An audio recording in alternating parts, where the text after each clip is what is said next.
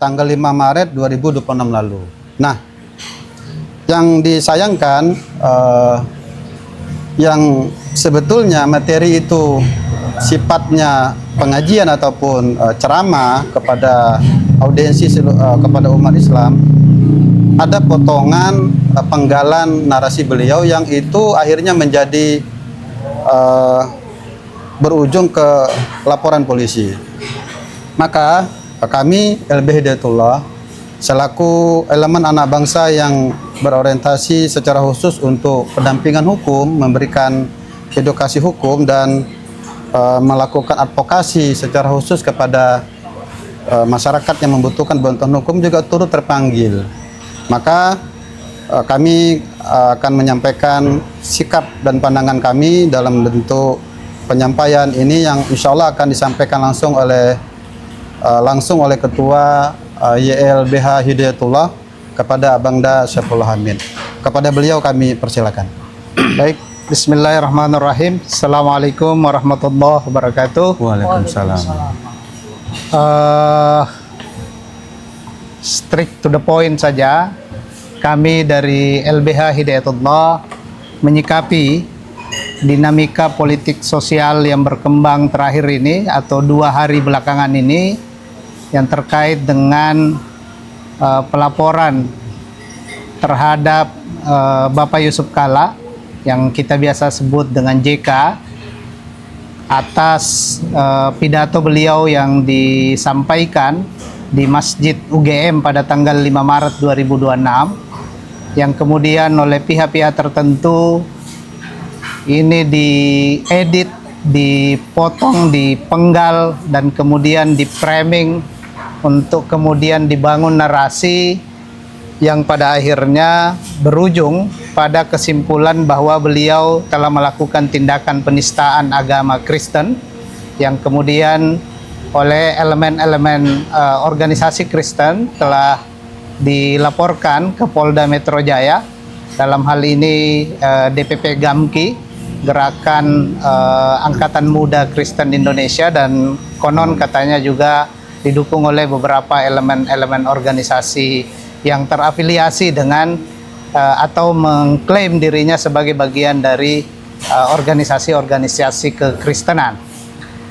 Kami perlu untuk menyikapi ini karena saya kira isu ini menjadi sensitif karena terlihat bahwa ada upaya untuk menggiring sesuatu yang menurut kami sebenarnya secara faktual adalah hanya sebatas cerita tentang pengalaman JK ketika menangani upaya penyelesaian konflik yang terjadi, konflik bernuansa SARA yang terjadi di Ambon dan Poso, yang kemudian beliau menceritakan bagaimana pengalaman beliau dalam upaya melakukan perdamaian itu mendapatkan beberapa hambatan, yang salah satunya adalah adanya keyakinan-keyakinan dari dua pihak yang berkonflik itu, hal mana keyakinannya itu kemudian menganggap bahwa berkonflik atau apa saja yang dilakukan pada saat konflik itu, baik itu membunuh ataupun dibunuh, ada semacam keyakinan bahwa itu adalah hal yang terpuji, yang dalam bahasa Islam mungkin disebut dengan syahid. Dan istilah inilah mungkin yang digunakan oleh Pak JK pada saat itu karena memang beliau sedang menyampaikan ceramah dengan audiens muslim di masjid dalam bulan Ramadan.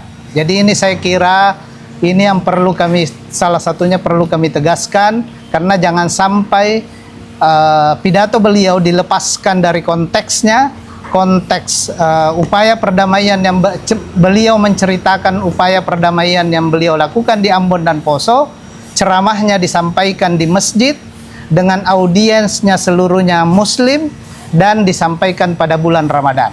Ini saya kira konteks. Nah, saya lihat ada upaya yang dilakukan kelompok-kelompok tertentu yang kemudian berujung pada pelaporan polisi, itu kelihatannya telah melepaskan konteks bagaimana Pak JK bercerita dan berceramah di tempat yang di masjid dan audiens muslim kemudian dilepaskan konteksnya, akhirnya sampai pada kesimpulan terjadinya penistaan, kesimpulan bahwa Pak JK melakukan penistaan agama Kristen. Ini saya kira yang perlu kami tegaskan, oleh karenanya kami dari LBH Hidayatullah akan menyampaikan poin-poin pernyataan sikap kami, dan sekaligus ini juga bentuk dukungan terhadap Bapak Yusuf Kalla terkait polemik penafsiran pidato beliau di UGM tanggal 5 Maret. Kami langsung membacakan ini singkatnya saja. Jadi menyikapi dinamika sosial politik belakangan ini, khususnya terkait dengan pelaporan JK ke Polda Metro Jaya oleh DPP Gamki dan kawan-kawan sebagai respon terhadap pidato JK di UGM pada tanggal 5 Maret 2026 yang tiba-tiba mencuat setelah JK mengeluarkan pernyataan yang menyarankan Jokowi untuk memperlihatkan ijazah aslinya kepada publik yang disampaikan JK saat selesai melaporkan Rismon Hasiholan Sianipar di Bareskrim Mabes Polri. Maka kami pengurus Lembaga Bantuan Hukum Hidayatullah menyampaikan ini mana itu? Dukungan kami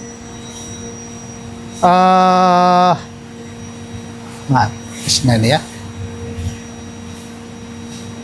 Menyampaikan dukungan dan apresiasi kami yang tinggi terhadap apa yang selama ini sudah dikerjakan, kesuksesan Pak JK selama ini menginisiasi dan menjadi tokoh utama dalam proses perdamaian beberapa konflik bernuansa SARA yang terjadi di Indonesia. Hal itu ditandai dengan bagaimana beliau menginisiasi perjanjian Malino I dan Malino II untuk mendamaikan konflik bernuansa SARA yang terjadi di Ambon dan Poso. Yang kedua, kami tentunya menyatakan bahwa pidato yang disampaikan oleh Pak JK merupakan penjelasan yang berbasis empiris dalam proses mediasi konflik SARA yang terjadi di Ambon dan Poso.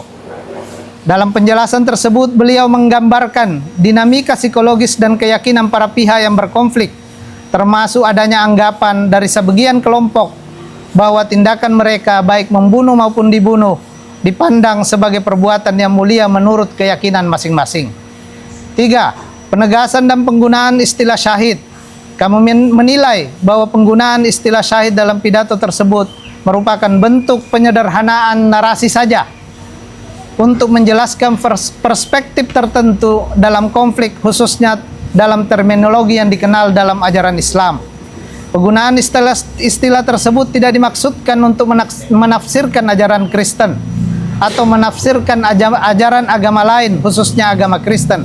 Tidak pula mengandung unsur penghinaan atau penistaan terhadap agama tertentu. 4. Tidak terpenuhinya unsur penodaan agama. Secara hukum kami menilai bahwa tidak terdapat unsur kesengajaan maupun perbuatan yang dapat dikualifikasi sebagai penodaan agama dalam pernyataan tersebut. Apa yang disampaikan oleh Pak JK adalah bentuk deskripsi atas realitas sosial dan keyakinan para pihak dalam konflik, bukan representasi ajaran agama tertentu secara normatif. 5. Imbauan untuk menahan diri dan menghindari framing sepihak. Kami mengimbau kepada seluruh elemen masyarakat untuk menahan diri dan tidak terprovokasi, tidak memotong, mengedit, membingkai framing pernyataan secara parsial, mengedepankan sikap objektif dan memahami secara utuh konteksnya secara utuh. Tindakan penyebaran narasi yang tidak utuh berpotensi menimbulkan kesalahpahaman serta mengganggu kerukunan antar umat beragama. 6. Ajakan menjaga persatuan dan kerukunan. Kami mengajak seluruh masyarakat Indonesia untuk tetap menjaga persatuan, memperkuat toleransi, serta menjunjung tinggi nilai-nilai kebangsaan dan keberagaman sebagai fondasi kehidupan berbangsa dan bernegara. 7. Penegasan sikap. Dengan ini kami menegaskan bahwa tuduhan penistaan agama terhadap Pak JK adalah tidak tepat, tidak berdasar, dan berlebihan. Narasi yang berkembang perlu diluruskan dengan pendekatan yang bijak, proporsional, dan berlandaskan hukum. Demikian pernyataan sikap kami sampaikan sebagai bentuk tanggung jawab moral dan komitmen kami dalam menjaga keadilan, kebenaran, serta keutuhan bangsa. Wassalamualaikum warahmatullahi wabarakatuh.